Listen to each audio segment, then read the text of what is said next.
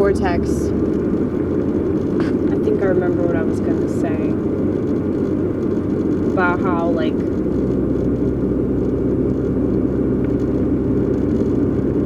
people that I know, people I've met in, like, 12-step program, they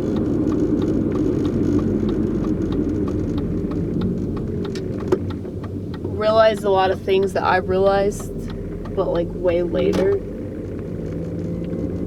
And they'll tell you that AA will ruin your drinking. That is so fucking true. That doesn't mean that you won't go out and do it again, though. It just means you won't have a good time anymore. But like I was saying, I never really had a good time to begin with. But I think that's true of so many things. Like, once you become aware that you have a problem with something, like, you're not gonna be able to enjoy the solution the same way that you did before you had that knowledge. And so that's why I was able to get sober at like a really young age, you know, versus a lot of these other people that, you know, got sober in their like 40s and 50s. And, you know, we're really lucky for that. But at the same time, like, you know, sometimes I wish I was stupid and I wish that I could just like enjoy things that were bad for me for a lot longer a duration. But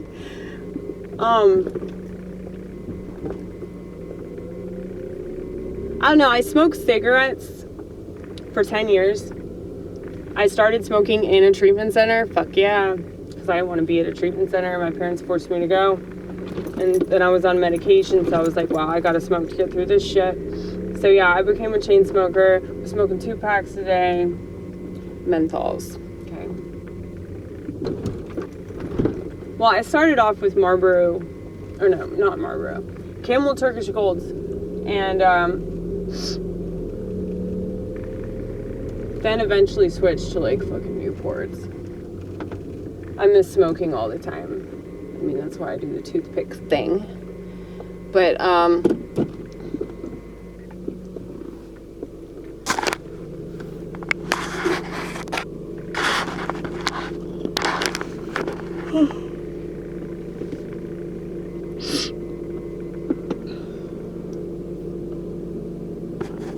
once I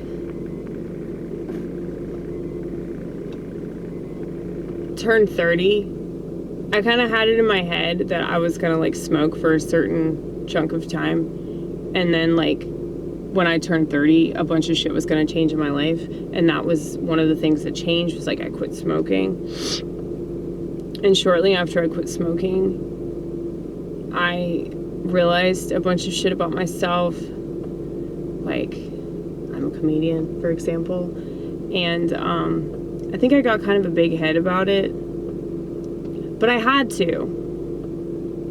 Like, I think that I had to, like, deny God during that time period, because that was the only way that I would have gotten up on stage, was just by being really narcissistic. Because comedy is the most narcissistic art form. I think all types of art, I mean, obviously, like, you're expressing yourself, you're, like, being authentic. Well, what's kind of weird about that is that narcissists aren't authentic, but it is very narcissistic in the sense that, like, you know, you're talking into a microphone about your perspective and everything. But I think that, like, a lot of musicians and actors,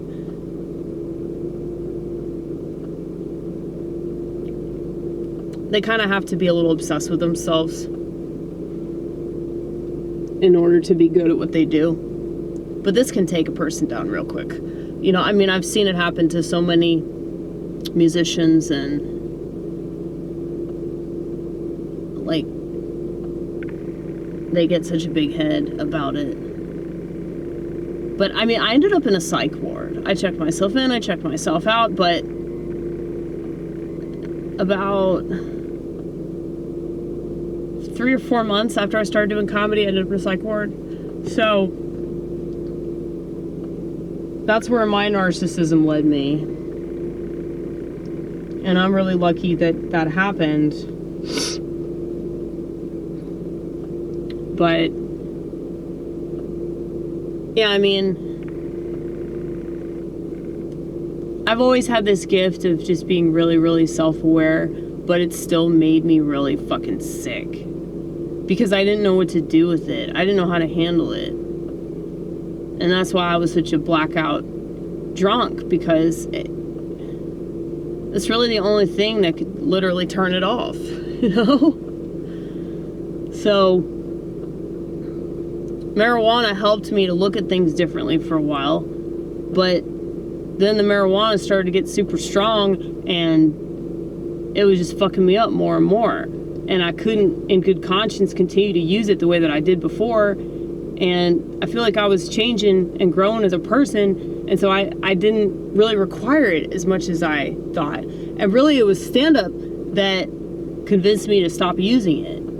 Because I wanted to see if I was still funny without it. And lo and behold, I'm actually way funnier without drugs.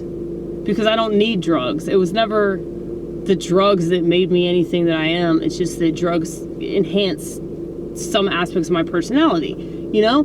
And that's what drugs do if they're any good. I mean, I guess you could say that about a lot of stuff, because a lot of stuff operates as a drug, right? I mean, people. You know, you're around certain people and you're more comfortable with yourself, and so you're funnier around those people, or you have more of your personality. And there are people don't make you feel so comfortable, you know, you're more on edge around them, and so you tend to hold back a lot more. I've noticed that, you know, when I started doing comedy, it just helped me to accept myself. Like, the marijuana helped me to accept that I'm schizophrenic, and comedy helped me to accept that I'm living a completely different lifestyle than most people. And, like, I mean, just the fact that I started reading the Bible, and, I mean, that's funny. It's really funny. Thanks, Donald Trump, you know?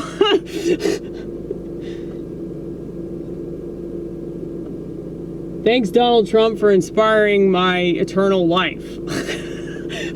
But, oh, that's not a joke. But yeah, it's just crazy, like, how much has changed. And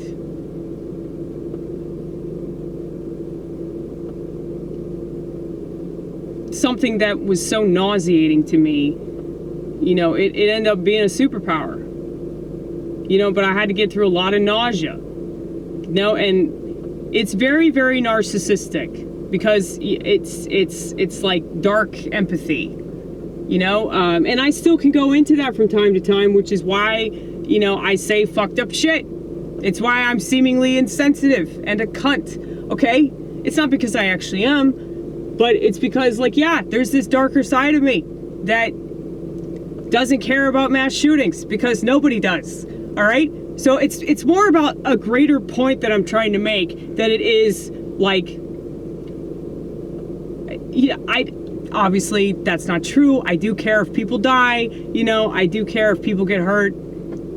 But it's like, if people aren't going to talk about what we need to talk about, if they're not going to have the necessary conversations, then do they really give a fuck? No, they don't. No, they don't. They really don't. If you're politicizing an issue, also that you can be right, also that you can get on your fucking pedestal and act like you care more than everybody else, that actually pays attention to the bigger picture of things and not just a specific issue, like, you're not really that good of a person. And I'm not saying that to try to prove that I'm better than you or smarter than you or anything like that. I'm saying that because I genuinely care about the issue, which is why I make hyperbolic statements that are seemingly insensitive.